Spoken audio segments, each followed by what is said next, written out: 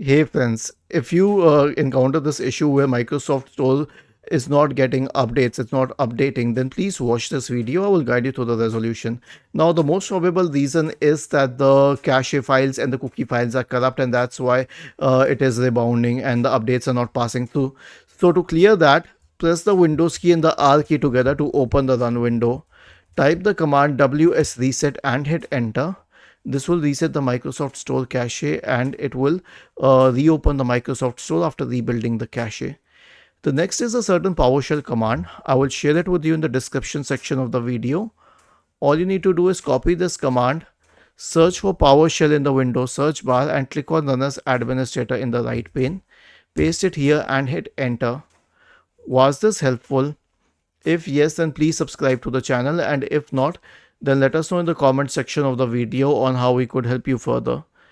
Thank you for watching this video and have a nice day.